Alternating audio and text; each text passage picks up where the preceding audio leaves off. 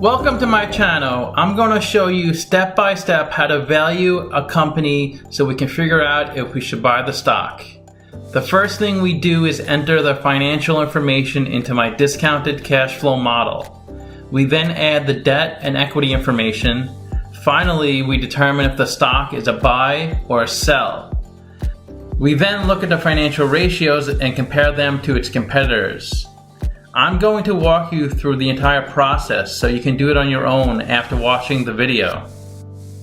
Make sure to leave a comment if you have any questions. The company we're going to look at is Agree Realty. And Agree Realty is a REIT.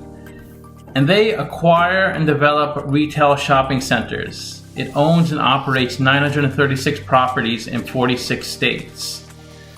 Let's get started with the model. This company has a market cap of $3.7 billion. So they're a mid-cap company. Mid-cap means market cap is between $2 and $10 billion. They're trading at $68.32, so that's one share of stock. And the way you value a company is you estimate the future free cash flows, and then you discount that number back to today's value, which is what we're doing in this video. Now I'm pulling their actual free cash flows, and it's positive and growing every year, so that's good. Now we're going to need the net income, which is the profit and loss according to the income statement. And that also looks like it's growing every year and it's positive, so everything is looking pretty good so far. Now we need the revenue, which are the sales for each year. For this company, the sales are the rent and lease payments it charges the stores in its shopping centers. So the numbers look pretty good. They're consistent, they're positive, so we should get a good value for the model. Let's look at the capital structure of the company so we know the discount rate to apply to the future cash flows. Their interest expense is $33 million. I found that in the 10K. It's not listed here on Yahoo Finance. It must be combined with some other numbers. And let's see how much debt they have. We'll go to the balance sheet. They have no current debt. They have long-term debt of $872 million. That's debt due after 12 months. The interest on their debt is 3.8%. And they don't pay taxes, so the cost of debt is 3.8%. The reason they don't pay taxes is because REITs generally distribute at least 90% of their income in the form of dividends, so they get a tax break. Let's see the cost of equity. We need the beta. The beta is how volatile the stock is relative to the market, and they have a really low beta of 0.3, so the stock does not move too much. So it's pretty safe and secure. Let's go back to the balance sheet to get their current assets. We need to calculate the current ratio later, and current assets is part of that. And that's $72 million. And Yahoo Finance doesn't list all the details. We'd have to go to the 10K to find that out. But what they do list is cash of $15 million, net receivables of $26 million, and net receivables are accounts receivables minus the accounts receivables the company does not expect to receive. Because companies usually don't receive 100% of what they're owed. So to report accurately in a balance sheet, a company deducts what they think they're not going to receive in receivables. It's usually a few percent of what they're owed. And they also have $3.8 million of inventory. We also need the current liabilities. This is how much money the company owes within the next 12 months. That's $74 million. And Yahoo only lists accounts payable of $49 million. This is how much money the company owes its creditors and its suppliers.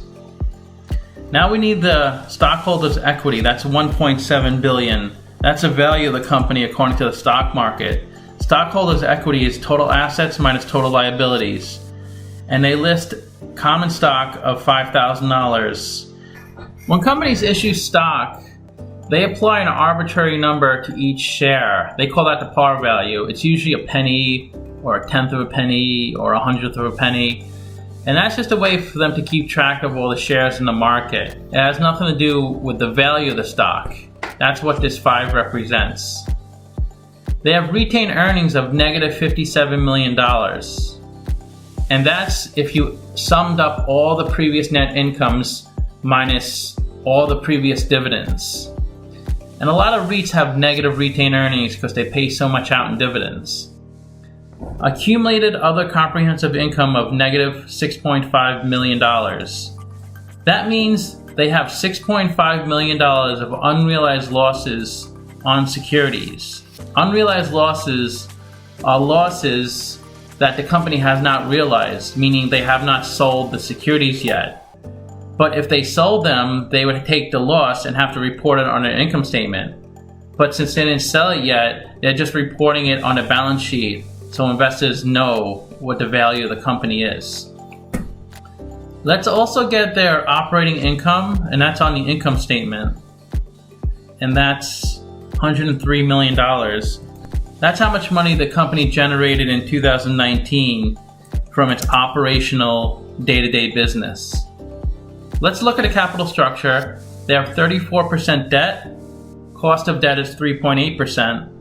They have 66% equity, and the cost of equity is 4.6%. So the WACC is a blend of the cost of debt and cost of equity. And that's a discount rate we're going to apply to the future cash flows. So we estimated 4 years of future free cash flows. We also estimated a terminal value, which is all cash flows past year 4. That's $6.5 billion. And we estimated those numbers based off of the prior financial information we input earlier. Then we had to discount those numbers back to today's value using the weighted average cost of capital. And these are the discounted numbers in green. And if you sum that up, it sums to $6.2 billion. And that's the value of the company according to the model. If we divide that number by 54 million shares, we get an intrinsic stock price of $115. It's trading at $68, so it's trading at a 41% discount, so it's a buy according to the model. Let's see what Simply Wall Street says the stock is worth. They're at $134, so they're also saying it's a buy, just a little more than me. Let's see what the stock has been trading at. It looks like it was trading at $75 or $80 at its peak, but it's come down a bit, and it seems like it's come back up. So the stock definitely has a good future, but there's a bit of concern because during coronavirus, some of the companies in its shopping centers may go bankrupt or may not have enough revenue to pay its lease and rent payments. So that means this company may get less revenue, which means less profits and less dividends for its investors. So that's something to think about. To really understand that more deeper, you have to go into the 10K, but no one truly knows which companies are going to go bankrupt and which companies are going to not be able to pay their lease payments. It's really hard to tell. Let's look at the financial ratios to get more information. They have a bad PE, bad price to sales, and a good price to book. So PE is stock price over earnings per share. To get earnings per share, it's net income over shares outstanding. And that's 46.2. I like to see below 15. This indicates investors are willing to pay $46 for $1 of earnings. Price of sales is stock price over sales per share. To get sales per share, that's revenue over shares outstanding. I like to see below 2.5. They're at 20. This indicates investors are willing to pay $20 for $1 of sales. Price to book is stock price over book value per share. To get book value per share, that's equity over shares outstanding. I like to see below 3.5. This indicates investors are willing to pay $2.20 for $1 book value. That's a good ratio. They have a low current ratio and also a low ROE. Current ratio is current assets over current liabilities. So they're almost at 1, which is okay, but you want a little more cushion so they don't have to take on more debt. ROE is $80 million of net income over $1.7 billion of equity. They can only provide a 5% return to their equity holders. And remember, net income is before a company pays dividends. So you want a little higher number so it has enough funds to pay out in dividends because it is a REIT and you expect a high dividend payment. Interest coverage ratio of 3.1, that's good. That's EBIT, earnings before interest and taxes, over interest expense, so they can cover their interest payments. The best way to look at ratios is to compare them to similar companies. I've done videos on Realty Income, Tanger Outlets, and Simon Property Group, all in the same industry as Agree. And a lot of analysts look at the funds from operations number when valuing a REIT. And this number right here is price of stock over funds from operations per share. And the lower the better. So Tanger Outlet is doing the best in this category. Agree is doing the worst at 29.5. That means investors are willing to pay $30 for $1 of funds from operations. PE, they're worse than the average in PE, worse than the average in price to sales. They are better than the average in price to book. They're worse in current ratio, worse in ROE, average is 28%, they're only at 5%. Simon Property Group is doing really well there. They have the lowest debt, which is great, and they're lower than the average in market cap. Looks like a really good company, but I'd be a little concerned with coronavirus and the amount of revenue they're going to be getting this year and next. But after next year, it should be fine. Let me know what you think of the video. Thanks for watching.